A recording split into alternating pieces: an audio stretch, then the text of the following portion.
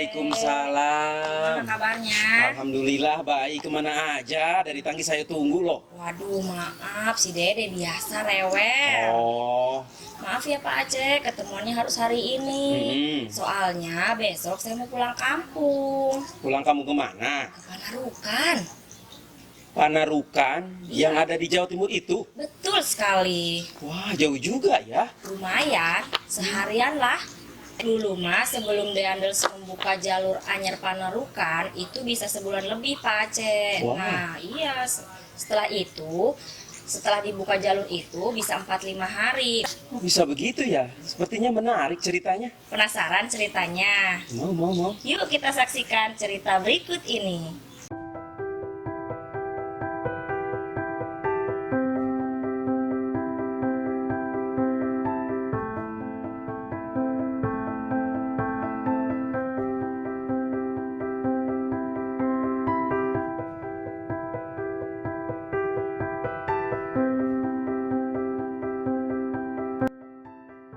Apakah kalian tahu tentang Jalan Raya Pos Anyer Panarukan yang dibangun Herman William Daendels? Ini adalah Jalan Raya Pos Anyer Panarukan yang jaraknya kurang lebih 1000 km. Jalan ini membentang dari pantai Anyer, Banten sampai ke Panarukan, Jawa Timur. Dulu, sebelum dibuka Jalan Raya Pos Anyer Panarukan, waktu tempuh dari Anyer sampai Jakarta saja memerlukan waktu tempuh 4 hari. Bayangkan, dari Anyer ke Panarukan mungkin butuh waktu berbulan-bulan. Namun, setelah dibangun Jalan Raya Pos Anyer Panarukan, hanya membutuhkan waktu tempuh 1 hari untuk ke Jakarta. Lebih efisien 3 hari dibanding sebelum dibangun Jalan Anyer Panarukan. Sekarang, dengan adanya jalan tol, bisa ditempuh hanya dengan 1-2 jam saja ke Jakarta. Cepet banget kan? Dan dari Anyer sampai Panarukan hanya membutuhkan waktu 14-16 jam.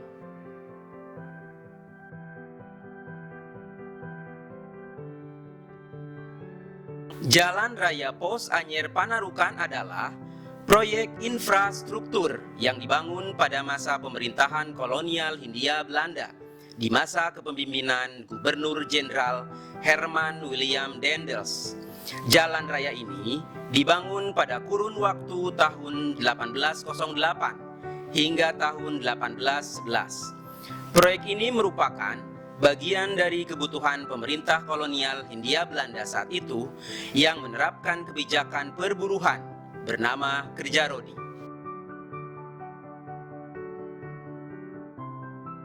Kerja rodi atau kerja paksa mulanya muncul saat Louis Napoleon memerintahkan Herman William Daendels menjadi gubernur jenderal pada 1 Januari 1808, di mana tugas utama Daendels adalah mempertahankan Pulau Jawa dari ancaman Inggris. Selain itu, Daendels diberi tugas mengatur pemerintahan di Indonesia.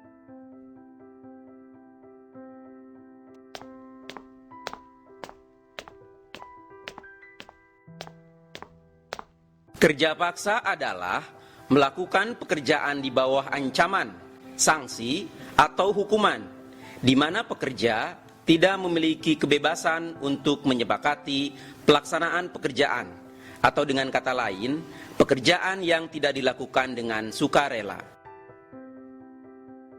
Beberapa ahli berpendapat bahwa pembangunan Jalan Anyer Panarukan tidak tergolong kerja paksa karena para pekerjanya dibayar. Benarkah seperti itu? Pemerintah Daendels kala itu hanya menyediakan dana sebesar 30.000 ringgit.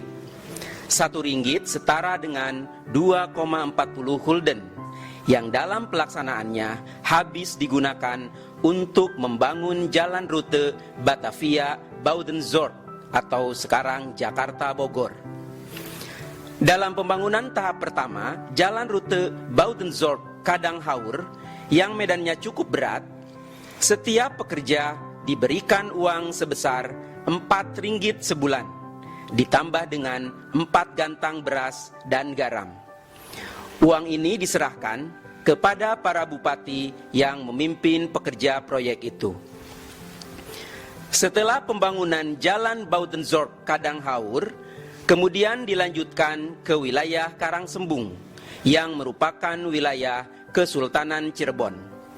Di sini diperlukan negosiasi terlebih dahulu untuk membebaskannya. Selain itu, keuangan tidak cukup untuk membayar upah pekerja jalan serta perbaikan jalan tersebut. Kesulitan yang dialami tersebut membuat pemerintah kolonial memberikan hak penuh pembangunan jalan raya Pos Anyer sampai Panarukan kepada penguasa pribumi dengan menggunakan tenaga kerja wajib. Inilah sistem kerja paksa itu.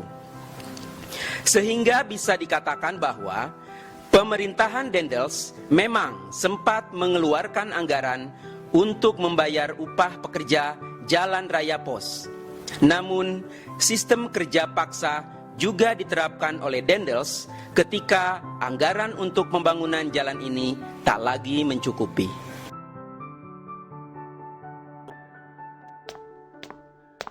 Proses pembangunan Jalan Raya Anyer hingga Panarukan pada tahun 1809 banyak menimbulkan penderitaan bagi rakyatnya. Tingkat kemiskinan semakin tinggi karena rakyat bekerja dan tidak digaji. Menurunnya kualitas kesehatan sehingga memakan korban jiwa mencapai 12.000 jiwa. Apakah kerja paksa yang dilakukan hanya untuk proyek pembangunan jalan? Tentunya tidak, karena Daendels juga punya proyek lain, yaitu pembangunan benteng pertahanan, pabrik pembuatan senjata, dan proyek-proyek perkebunan. Nah, begitu ceritanya Pak Aceh. Gimana? Gitu ya. Sudah paham belum? Sudah dong. Beneran. Bener. Oke, kalau sudah paham, mari kita lihat evaluasinya.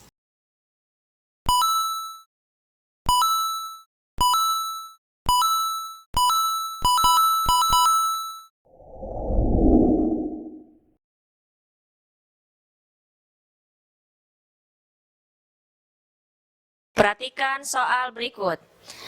Nomor 1. Apa yang dimaksud dengan kerja Rodi? A. Melakukan pekerjaan di bawah ancaman, sanksi, atau hukuman di mana pekerja tidak memiliki kebebasan pelaksanaan pekerjaan dan terjadi pada zaman Jepang. B. Melakukan pekerjaan di bawah ancaman, sanksi, atau hukuman di mana pekerja tidak memiliki kebebasan pelaksanaan pekerjaan dan terjadi pada zaman Belanda. C. Melakukan pekerjaan dengan upah standar atau tidak dibayar yang terjadi pada zaman Jepang. D. Melakukan pekerjaan dengan upah standar atau tidak dibayar yang terjadi pada zaman Belanda. Hayo, apa jawabannya? Jawabannya adalah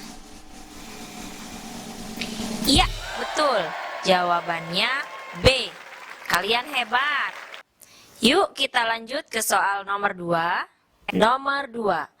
Kerja Rodi atau kerja paksa diawali penunjukan Herman Willem Daendels menjadi gubernur jenderal oleh Raja Prancis Louis Napoleon Bonaparte pada 1 Januari 1808. Adapun tugas yang diberikan kepada Daendels adalah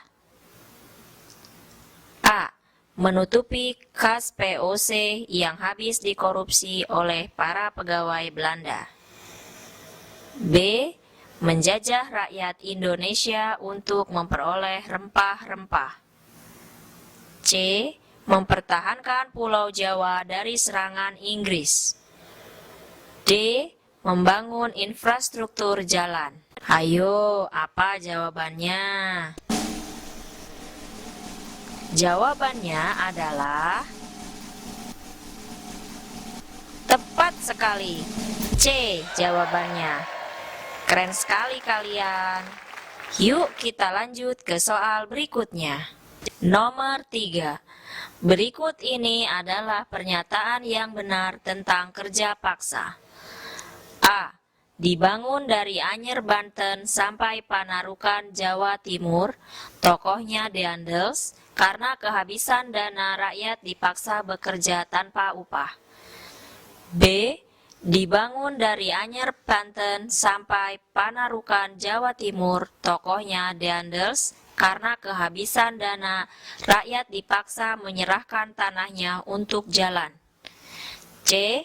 Dibangun dari Anyer, Banten sampai Panarukan, Jawa Timur, tokohnya Raffles, karena kehabisan dana rakyat dipaksa menyerahkan tanahnya untuk jalan. D. Dibangun dari Anyer, Banten sampai Panarukan, Jawa Timur, tokohnya Raffles, karena kehabisan dana rakyat dipaksa bekerja tanpa upah. Kira-kira apa ya jawabannya?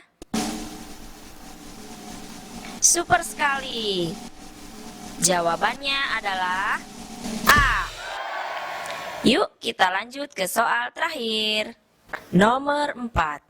Berikut ini adalah dampak adanya kerja paksa terhadap rakyat Indonesia di bidang sosial. A. Terjadinya krisis ekonomi. B. Banyak terjadi peperangan. C. Banyak rakyat yang meninggal karena sakit dan kelaparan. D. Rakyat Indonesia mudah mengangkut hasil bumi dari suatu daerah ke daerah lainnya. Mari kita lihat jawabannya. Jawabannya adalah tepat sekali. Jawabannya adalah C. Keren, keren, keren. Mantap ya. Kalian semuanya hebat, hebat, hebat, dan hebat pokoknya. Gimana Pak Aceh jawabannya? Betul atau tidak? Betul dong. Alhamdulillah kalau betul. Nah, setelah melihat cerita tadi, apa yang Pak Aceh rasakan? Pastinya sedih ya. Setelah mendengar cerita tadi bahwa rakyat Indonesia pada waktu itu dipaksa bekerja, kemudian tidak mendapat upah yang layak, kemudian kelaparan, bahkan kematian di mana-mana. Yang pastinya untuk zaman sekarang kita tidak boleh lagi ada kerja paksa seperti itu. Pastinya dong. Dan kita harus bersyukur sebagai masyarakat Indonesia sekarang tidak ada lagi kerja paksa. Kita harus giat belajar supaya kita tidak dijadikan pembantu di rumah sendiri dan tidak dijajah lagi oleh orang asing. Aduh Pak Aceh, ini udah siang nih, udah. Iya ya. Ini kayaknya kita sudah lama sekali berbincang Iya, ya. betul ya. Saya mohon pamit, doakan Ya. saya lancar di jalan ya. Ya. Mudah-mudahan kita bisa nyambung lagi deh ceritanya. Ya, oke. Semoga lancar ya ada Amin, perjalanannya. amin, Jangan amin. lupa oleh-olehnya. Siap. Mari Ya. Pak Aceh. Ya. Assalamualaikum. Waalaikumsalam.